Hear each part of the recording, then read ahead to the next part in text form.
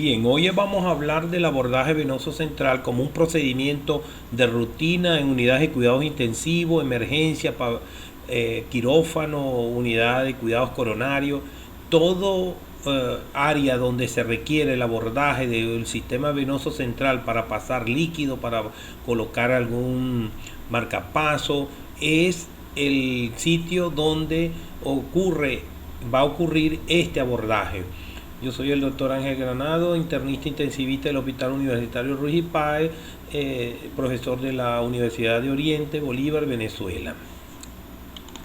Bien, la presión venosa central es definida como la presión que tiene la sangre a nivel de la vena cava superior o en la aurícula derecha, pero el catéter que vamos a colocar debe quedarse en la cava superior a 1 centímetro de la aurícula derecha para evitar de que cuando se contraiga la aurícula el catéter no estimule el endocardio auricular y no produzca arritmia. Esta presión venosa central está determinada por 3 elementos: el volumen de sangre o volemia efectiva, el estado de la bomba cardíaca, en este caso el ventrículo derecho, y el tono muscular de los grandes vasos del tórax. Los valores normales son de 2 a 5 centímetros de agua en la aurícula derecha y de 6 a 12 centímetros de agua en la vena cava superior. ¿Cuáles son las indicaciones para hacer este abordaje? Colocar este acceso vascular venoso en las grandes venas del cuello y del tórax. Lo más importante es el monitoreo de la presión venosa central, es decir, evaluar la volemia efectiva circulante en esta persona. Reposición rápida de líquido, acuérdense, estas son grandes venas que tienen un diámetro de 2 centímetros y tienen alto flujo, y puede usted rápidamente pasar 500 cc de líquido en 10 minutos. La nutrición parenteral total es otra indicación para darle alimentación completa a través de los grandes vasos a los pacientes que no pueden comer porque están en terapia intensiva. Colocación de catéteres para hemodiálisis, para darle terapia sustitutiva a los pacientes críticos que están en falla renal, o a colocar un catéter de flotación de Swan-Ganz para medir la presión de la cuña pulmonar, es decir, la presión que tienen los capilares pulmonares y que traduce la presión venosa del lado izquierdo cardíaco. O en caso que el paciente tenga un bloqueo auriculoventricular de 3er grado y necesita un marcapaso cardíaco, a través de abordaje se pasa el catéter marcapaso hasta la ventrículo derecho para estimular el corazón. La absoluta del abordaje venoso central son 4. La coagulación intravascular diseminada en pacientes que tienen una enfermedad hemorrágica como dengue hemorrágico no puede ser sometido a esta punción. Paciente que tiene trombocitopenia con plaquetas menores de 100.000 por milímetro cúbico tampoco. Pacientes anticoagulados porque tengan una válvula cardíaca que estén tomando anticoagulante tampoco. Y durante las maniobras de resucitación cardiopulmonar no puede ser sometido a este abordaje porque el paciente está siendo en ese momento masajeado en el pecho y eso contraindicaría de momento una punción, porque hay el riesgo de provocar un neumotórax. El abordaje venoso central entonces consiste en la colocación de un catéter venoso central a través de la cateterización de venas centrales. Las 2 venas que usamos más frecuentemente es la vía posterior de la yugular interna y la vía central o la vía anterior de la yugular interna, o la vena subclavia a nivel de la abordaje infraclavicular. Respecto a abordaje de la vena yugular interna, debemos recordar que esta vena está en la parte anterior del cuello, está el esternocleidomastoideo está en la parte anterior de ella, y esto nos sirve de reparo anatómico, como mostramos aquí. El haz clavicular y el haz external del esternocleidomastoideo sirve como referencia para el abordaje posterior o anterior de la yugular interna. y la clavícula nos sirve para el abordaje, la referencia anatómica para el abordaje de la subclavia. Es importante que veamos que la arteria carótida común y la arteria subclavia están detrás de la vena yugular interna, por lo tanto hay que tener cuidado con el sitio de la punción para no punzar la arteria. El esófago está detrás de la tráquea, entonces esas son lesiones, y esto blanco que muestra aquí es la cúpula del pulmón, de manera que hay que tomar las referencias correctas, y esto acá es el plexo braquial, y dentro de aquí este es el nervio vago, de manera que hay estructuras importantes que hay que tener cuidado cuando se hace este abordaje. Este es el equipo o el catéter con todos sus implementos que vamos a usar. Aquí vemos el dilatador, la inyectadora con la aguja de punción. Aquí vemos el catéter y vemos el guiador que vamos a usar, porque esta técnica que vamos a explicar es la técnica de Seldinger. Ahora lo vemos ya sacado del paquete. Aquí está la aguja con su aguja que va a punzarse, el bisturí que va a abrir la piel cuando vayamos a introducir el dilatador. Este es el guiador metálico de Silé para la colocación a través de la técnica Seldinger, y este es el catéter. Es un catéter bilumen. Este es el catéter, más o menos 15 a 20 centímetros.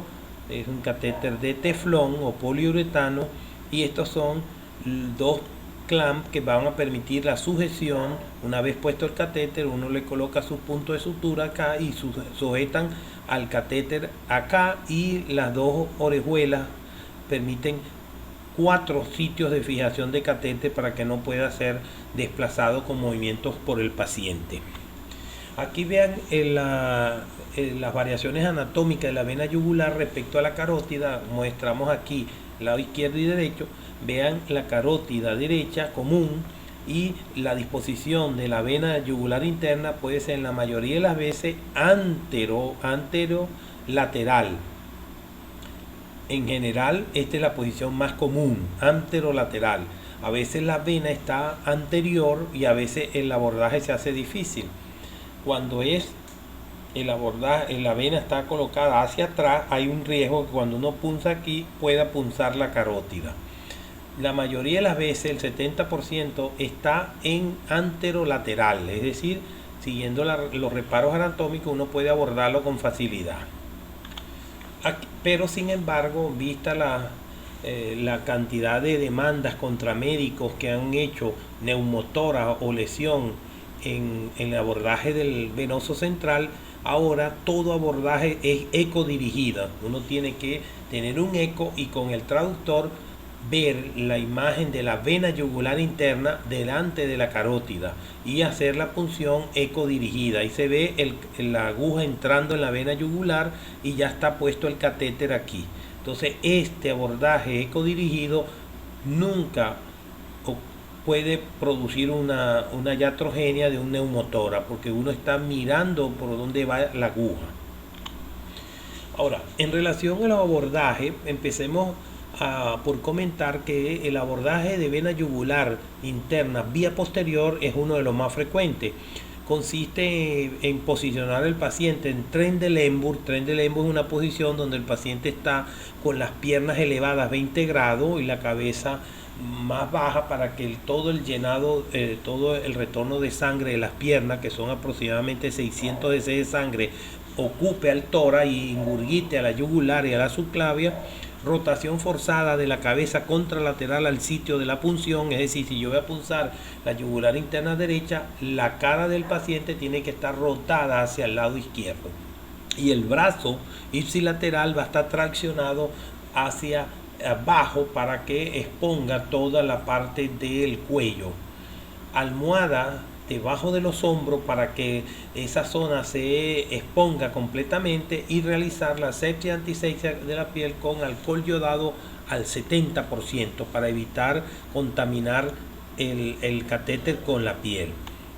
Ahí veamos, ya está todo posicionado, todos los requerimientos que vamos a utilizar, y la persona que va a hacer abordaje tiene que vestirse como un cirujano, lavarse las manos, colocarse boca, tapaboca, bata, gorro, ponerse los guantes en forma estéril para evitar contaminar el catéter en el momento que lo coloca. El abordaje de la vena yugular interna vía posterior, entonces la referencia anatómica es la siguiente: 2 traveses de dedo por encima de la clavícula, en este caso si vamos a abordar la yugular interna derecha, 2 traveses de dedo que equivale a 5 centímetros por debajo, por encima de la clavícula derecha, a nivel del borde externo del fascículo clavicular del músculo externo cleidomastoideo, justamente por encima donde la vena yugular externa cruza a dicho haz muscular. La vamos a ver aquí. Antes de hacer la punción, uno tiene que ver los reparos anatómicos. Esto que está aquí es el músculo esternocleidomastoideo. Esto que está aquí es la yugular externa. Nosotros vamos a punzar debajo la yugular interna. Esto que está tocando acá es el pulso carotidio. Aquí tiene pulso carotidio, y esto que aquí es la tráquea.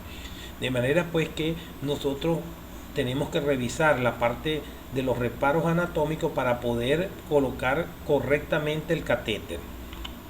Aquí ya está la mesa de Mayo, colocado todos los implementos que vamos a usar. El paciente ya está en Trendelenburg, la cabeza rotada contralateral. En este caso, como estamos en quirófano, el paciente está monitorizado con un pulso oxímetro. Aquí está, este es el mentón del paciente, la oreja derecha.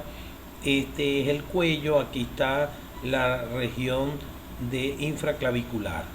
Aquí está mostrado el paciente, se colocan campos estériles para evitar contaminar el área, y comenzamos buscando el reparo anatómico. Este es el reparo anatómico: 5 centímetros por encima de la clavícula, justamente donde la yugular externa cruza el haz clavicular del esternocleidomastoideo.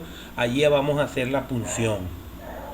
Los sitios correctos de punción: este es el abordaje posterior, este es el abordaje anterior, y la clavícula, esta es la yugular, vena yugular, esta es la vena subclavia, la vena yugular interna, y el confluente yugulo subclavio y la vena cava superior. Esternocleidomastoideo, este músculo es el que cubre a la yugular interna.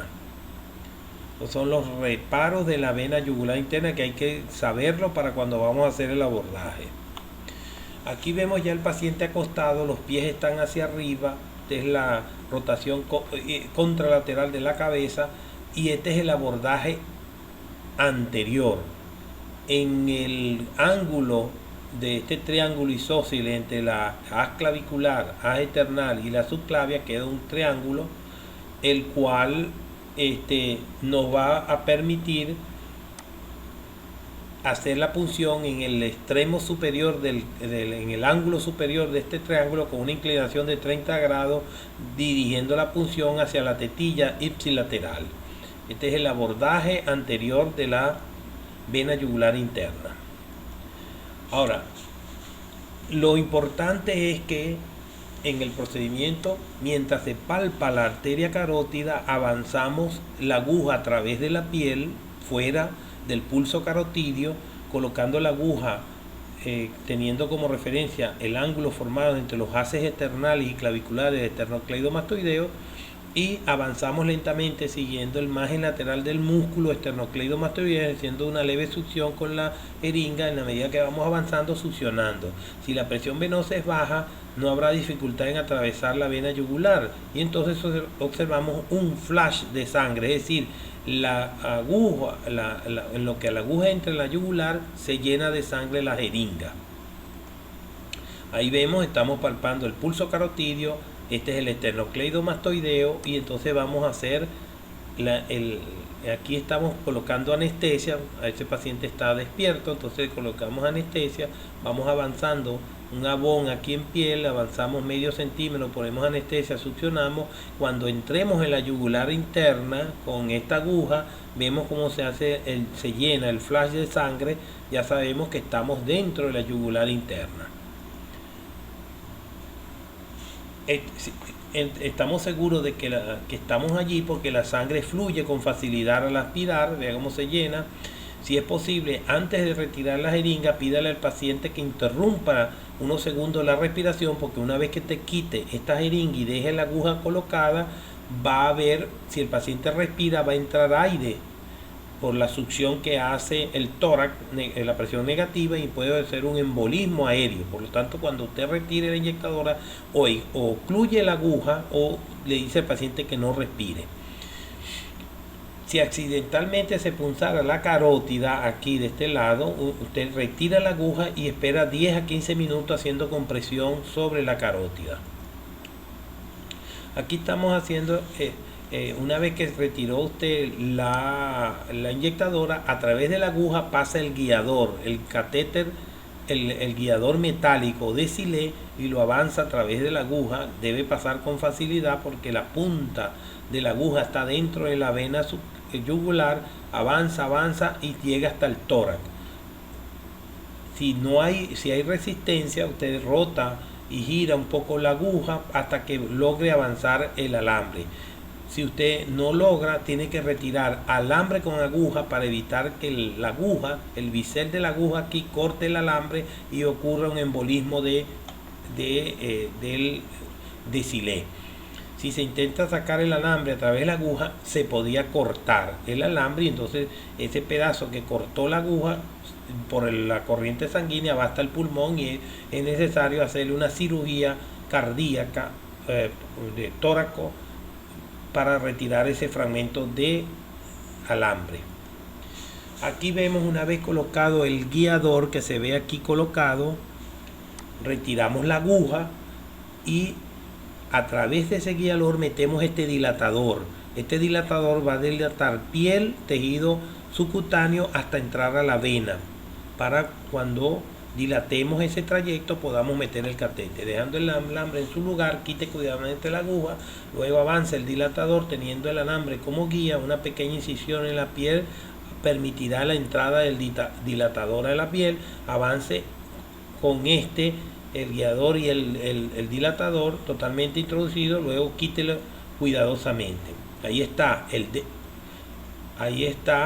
el guiador colocado. Ahora picamos un pedacito la piel, introducimos el introductor a través del guiador y avanzamos, y una vez que dilatemos retiramos el dilatador, y ahora metemos el catéter que va a quedar en su posición final, guiado por el guiador metálico. Después ahí está ya siendo colocado el catéter a través del guiador. Ahí estamos retirando el guiador y ya el catéter quedó posicionado.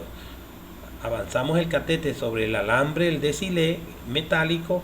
Una vez introducido, retiramos el alambre y ya empezamos a fijar el catéter en estos dos sitios y en los clamps. Ahí estamos probando que los dos lumen del catéter regrese sangre. Es la prueba de sifonaje o aspiración positiva. Debe corroborar que puede aspirar sangre a través de los dos lúmenes. Luego lávelo con solución salina y lo deja con solución. No lo puede dejar con sangre porque se va a coagular la sangre y le va a perder esa vía. Y aquí estamos fijando con los dos clamps. Va a ser fijación aquí y fijación aquí. Asegurar el catéter con varios puntos de sutura. 4. Selle la zona de la inserción con gasas estéril y seca, apósito transparente, para ver todos los días cómo está aquí. Este es un apósito transparente, este es un tegader transparente que va a permitir que uno examine la entrada del catéter si hay signos de infección o no. Y después, una vez que colocado el paciente, le hacemos una radiografía de tórax para ver la colocación correcta del catéter en el tórax. Ahora, el abordaje de yugular interna por vía anterior y central, la referencia anatómica es el ángulo superior del triángulo formado por los dos haces musculares esternocleidomastoideo y la clavícula, dividiendo la punción a la tetilla ipsilateral por fuera del pulso carotido, como ya vimos, con una inclinación de 30 grados en el plano frontal. Ahí está el abordaje. Este es el abordaje de la vena yugular interna en el ángulo. Este es el C que acabamos de reescribir, que es el Monster. El abordaje descrito por Monster en el ángulo superior, dirigiendo la punción hacia la tetilla ipsilateral. Ahí está. Diferencia de abordaje anterior, central o posterior. Este es anterior, este es posterior y este es central. Fíjese la posición. Esternocleidomastoideo cuando es por la parte interna entre la carótida y la parte del esternocleidomastoideo. Este es descrita en 1973 por De Volk, el abordaje anterior. Este es la variante de Volk central y este es la variante posterior de De Volk. Describió esos tres abordajes de Volk y que usted generalmente puede practicar cualquiera de ellos. Lo único que tiene que hacer el que más fácil le permita el abordaje de la yugular. El abordaje de la subclavia, que es la tercera forma del abordaje de la vena yugular, de la vena subclavia en este caso, la referencia anatómica es a nivel de la línea medio clavicular, 1 centímetro por debajo de la clavícula, dirigiendo la punción al hueco supraesternal, pasando por debajo de la clavícula y por encima de la primera costilla. Ahí está. Esta es la clavícula, esta es la subclavia, este es el tronco brachiocefálico derecho, este es el tronco brachiocefálico izquierdo y esta es la vena cava. Entonces usted puede hacer el abordaje vía subclavia izquierda o vía subclavia derecha.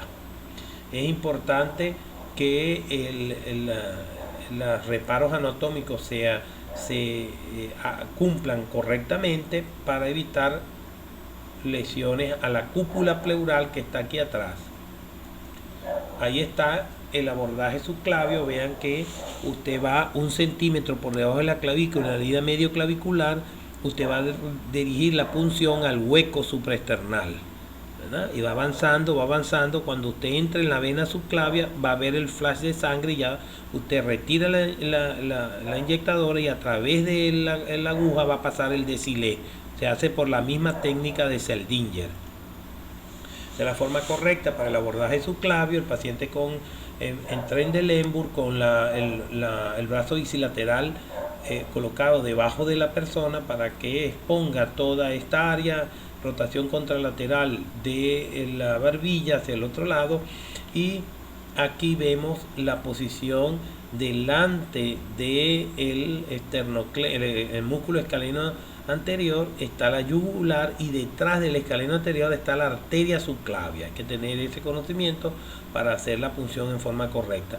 Vean cuando usted hace la punción en forma incorrecta y usted punza perpendicular al tórax, si usted rebasa la primera costilla, usted le va a enterrar la aguja al pulmón y va a producir un neumotórax. Este abordaje tiene hasta un 5% de neumotórax cuando se hace con manos inexpertas y personas que no tienen conocimiento de los reparos anatómicos. Esta es la forma correcta. Está anestesiando aquí 1 centímetro por debajo de la clavícula, dirigiendo la punción hacia el hueco supraesternal. Ahí está. Cuando entra en la vena subclavia hay un flash de sangre. Ahí está. Retira, manteniendo la aguja dentro de la subclavia, pasa el guiador, el decilé, y a través del guiador pasa el catéter que va a seguir el trayecto del decilé a su posición intravascular en la vena cava superior.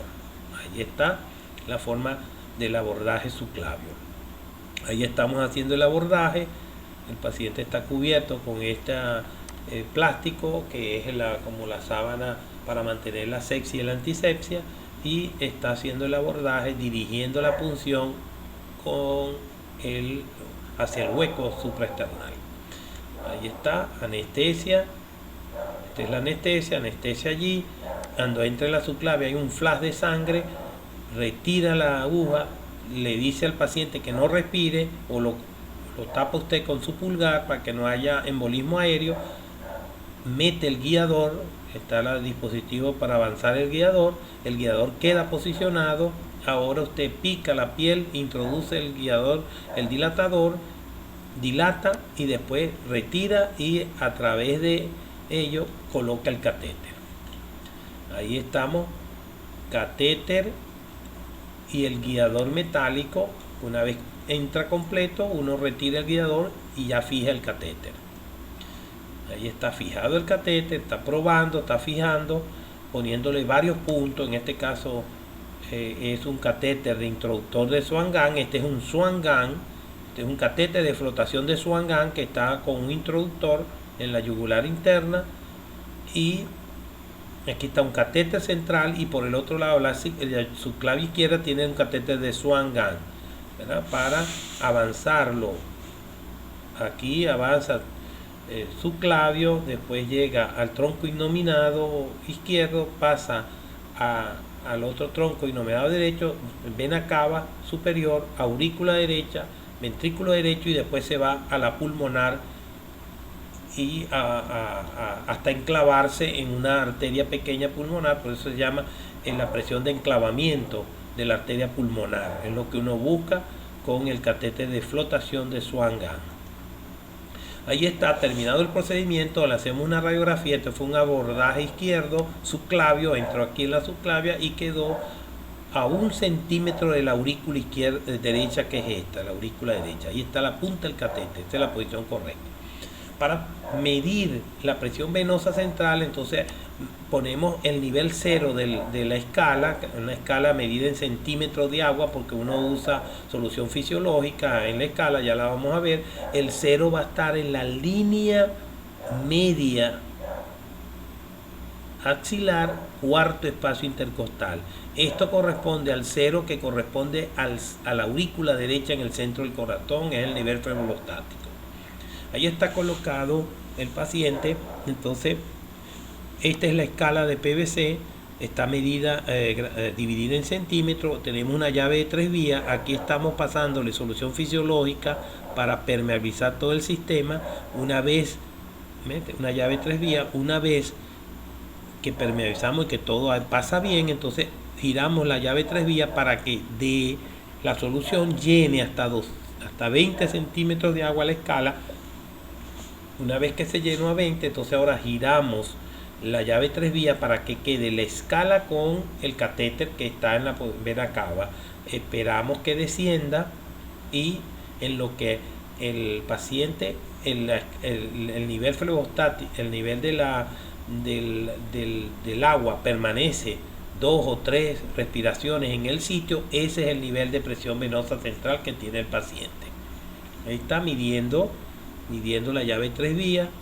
Si permanece aquí 2 o 3 respiraciones y no sigue bajando, ese es el nivel de la presión venosa. Como está medida en agua, solución fisiológica, los valores de la presión venosa se llaman centímetros de agua. ¿Cuáles son los valores normales de la presión venosa central? Toda persona que tenga entre 6 y 12 centímetros de agua de presión venosa central está normovolémico.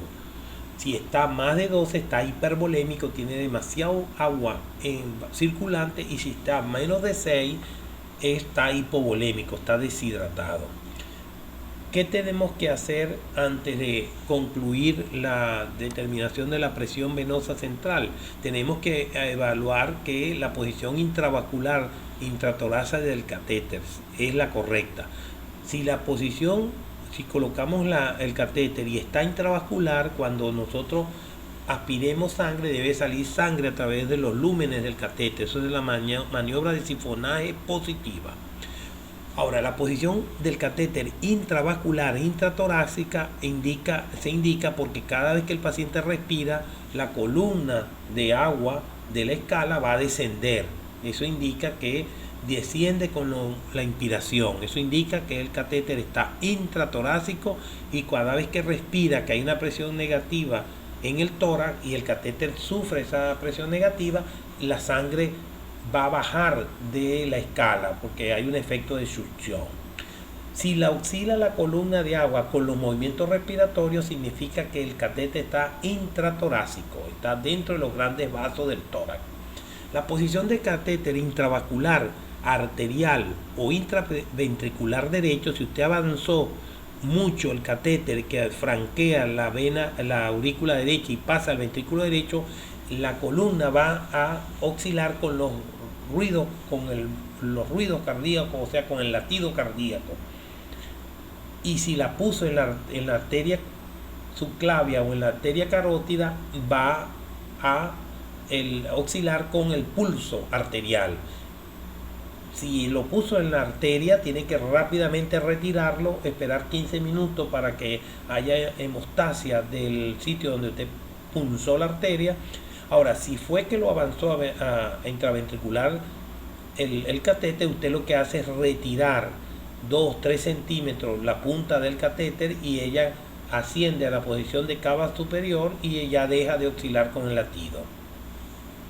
La evaluación correcta de la posición del catéter es a través de una radiografía de tórax para estar seguro que la posición intravascular, intratorácica y que no provocó neumotórax usted.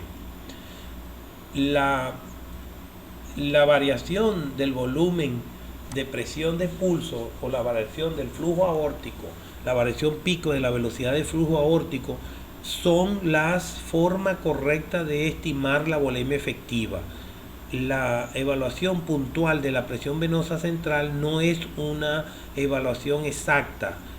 Son las variaciones dinámicas de la presión venosa las que traducen predictores de que el paciente va a responder a expansión salina de líquido cuando tenga presión venosa baja.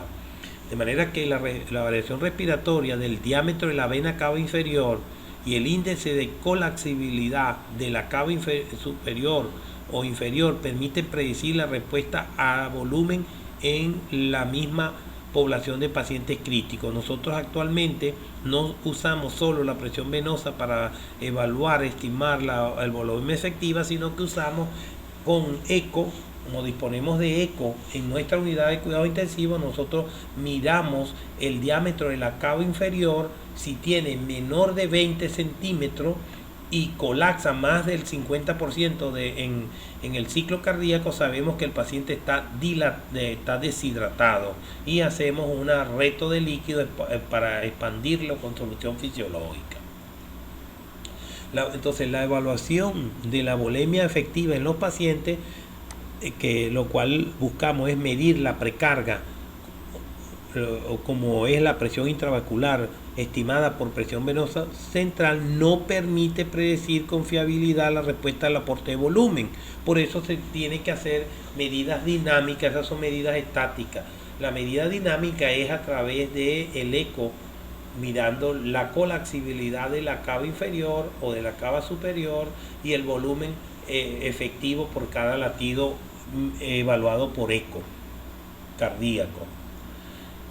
La maniobra de elevación pasiva de los miembros es una maniobra dinámica para uno ver si el paciente tiene una deshidratación, una pérdida de la volemia efectiva. Consiste en el paciente acostado, le levantamos la pierna a 45 grados y esperamos, en promedio esperamos 2 a 3 minutos y medimos el gasto cardíaco por el eco. Normalmente debe aumentar un 10 o un 15% el volumen de eyección del corazón cuando esa maniobra es positiva. Se llama que responde al líquido o al recto de líquido. Usted le va a pasar 500 cc de solución fisiológica en 20-30 minutos y vemos que va a aumentar el gasto cardíaco 10 a 15%. La maniobra de elevación pasiva de las piernas, midiendo el volumen sistólico mediante eco, identifica con gran fiabilidad a los pacientes que van a responder a la administración de líquido. Siendo rectos de líquido, utilicemos el protocolo de Matt Harriwell, que fue el primer intensivista norteamericano que creó las unidades de cuidados intensivos en ese país, y él habló de que un paciente crítico debe ser sometido, si usted sospecha una hipovolemia, al reto de líquido.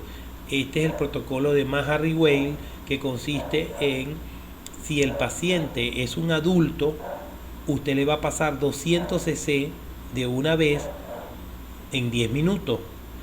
Si es una persona mayor con enfermedad cardíaca o pulmonar, le pasa 100, y si tiene las dos condiciones, es decir, que es viejo con enfermedad cardíaca o pulmonar, le va a pasar 50 en 10 minutos.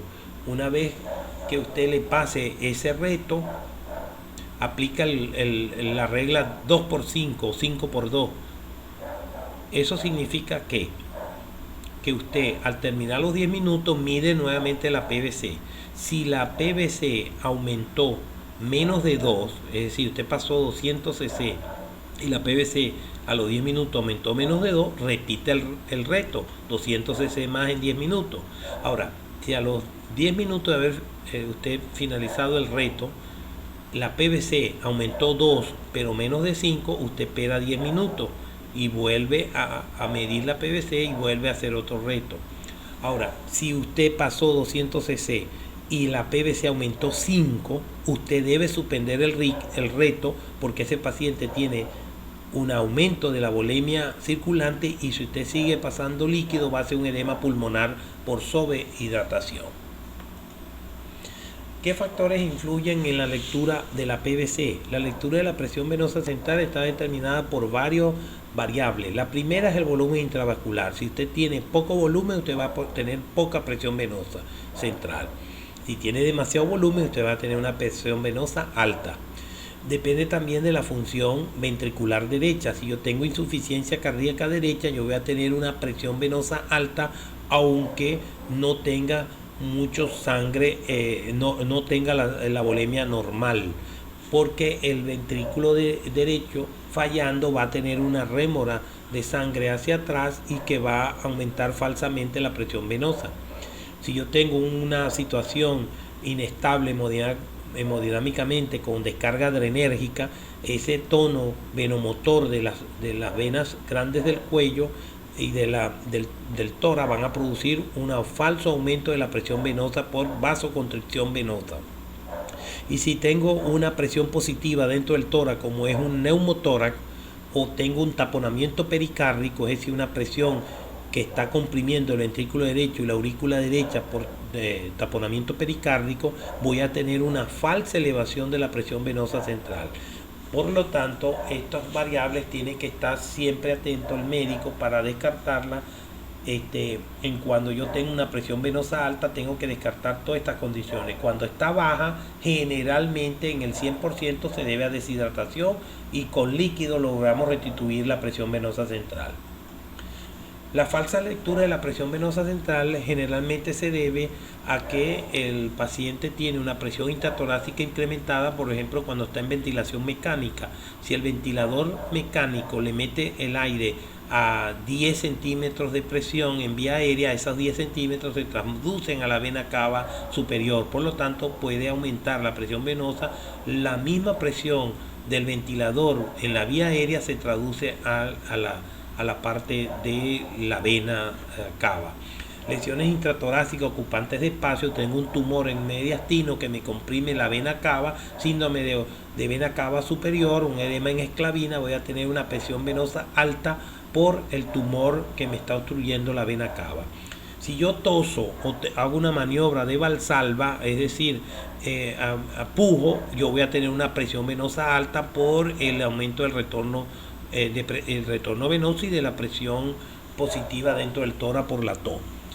Si yo coloco el punto de referencia errado, es decir, el nivel felostático lo coloco muy bajo, o sea, en la línea axilar posterior, voy a tener un falso incremento de la PVC. Lo contrario, si lo pongo alto en la línea axilar anterior, voy a tener una disminución errónea de la presión venosa central. La mala posición del extremo del catéter es otro factor de riesgo. Si el catéter no está en vena cava superior, sino que está en la subclavia contralateral porque se cogió anómalamente para allá, yo voy a tener una mal lectura, o tengo una bloqueado, obstruido el catéter, doblado, o tengo un coágulo en el catéter, voy a tener una falta de lectura alta de la presión venosa. Y si tengo aire en el circuito, también voy a tener una lectura errónea. Finalmente tenemos la forma de interpretación de la presión venosa central. Si está baja, evidentemente se debe a que el paciente está hipovolémico y hay signos de hipovolemia: taquicardia, presión arterial normal o baja, diuresis disminuida, llenado capilar lento, más de 3 segundos. Ahora, la presión venosa puede estar baja, normal o alta en la sepsis, un shock distributivo de la sepsis, pero allí aparecen los signos de taquicardia, signos de infección, fiebre, vasodilatación, etcétera. Yo puedo tener una PVC normal, pero estoy hipovolémico. ¿En qué caso?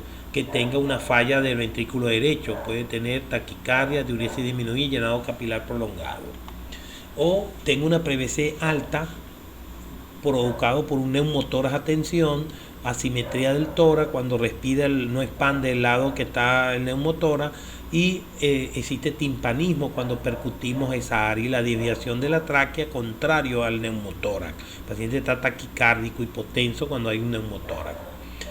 Puede estar insuficiencia cardíaca, el paciente tiene presión venosa alta, pero está taquicárdico, a presencia de un tercer ruido con galope, edema generalizado y expectoración espumosa, rosada, en edema agudo de pulmón. Y está muy alta con taquicardia, pero silencio ocultatorio cardíaco, eso es un taponamiento pericárdico cardíaco. Taquicardia y no se oculta sonido cardíaco, eso es diagnóstico de taponamiento pericárdico y necesita la pericardiocentesis para poder resolver esta situación.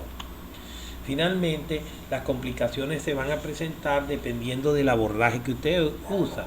La yugular, la subclavia son los que más complicaciones presentan. Neumotoras en la yugular menos del 0,1 a 2%, pero en la subclavia, recuérdese que está punzando hacia dentro, hacia la cúpula pleural, puede estar entre 1,5 a 3 de neumotórax. Los hemotoras ocurren generalmente en la subclavia, y los hematomas generalmente pasa por que usted punza o varias veces la vena y entonces queda una fuga de sangre y hace hematoma. La punción arterial de la yugular, si usted no evalúa correctamente el pulso carotidio, puede punzar la carótida primitiva. La femoral abajo nunca produce neumotórax, nunca, ni hemotórax, pero sí puede haber hematoma porque usted punza la arteria femoral. Y como esta zona, los reparos anatómicos varían, y entonces la punción arterial en la parte femoral es mucho más frecuente que en la parte yugular y subclavia. Finalmente vemos un neumotórax provocado por el catéter en yugular derecho.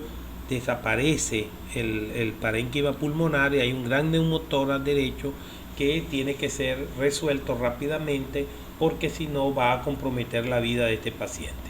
Y aquí tiene un gran hematoma disecante desde arriba de la yugular, hizo una punción inadvertida de la carótida y se hizo un gran hematoma que disecó todo el tórax a nivel subcutáneo. Eso se resolvió retirando el catéter y haciendo compresión. En conclusión, las complicaciones del abordaje venoso central son múltiples. Pueden ser inmediatas o tardías. Las inmediatas son en el momento de la punción, punzar la arteria, arritmia porque avanza demasiado el catéter al ventrículo derecho, embolismo aéreo porque no coactó el capuchón de la aguja y el paciente respiró y produjo una succión de aire intravascular, daño del ducto torácico o de la gran vena linfática, por la punción en el confluente yugulo-subclavio, ahí está la gran vena o el conducto torácico, malposición del catéter, neumotórax o hemotórax. Y las tardías son infección, trombosis venosa o embolismo pulmonar. Cuando usted ha punzado demasiado la vena, puede formarse coágulo en el sitio de lesión de la vena y comienza posteriormente a embolizar hacia ventrículo derecho coágulos desde el sitio de punción de catéter y puede ser embolizado esos coágulos hacia el pulmón. Migración del catéter venoso migra hacia la aurícula derecha y ventrículo derecho, provocando perforación miocárdica, y daño nervioso es cuando usted hace una punción muy atrás y daña el plexo braquial. En las vías centrales es importante que usted recuerde que para que se debe usar cada luz, si son un triple lumen, 3 lumen del catéter, usted tiene que el distal, a través de ese distal va a medir la presión venosa central y puede pasar fluidoterapia y medicación que requieren alto flujo, porque esa es la vía más ancha, la distal. En la luz medial usted puede pasar la nutrición parenteral, siempre debe tener una luz para ella sola, no puede por ahí pasar medicamentos, y la luz proximal, cualquier otro medicamento, extraer sangre, transfundir, etcétera. De manera que deben estar plenamente identificadas cuál luz, si usted va a manejar un catéter central, para evitar complicaciones.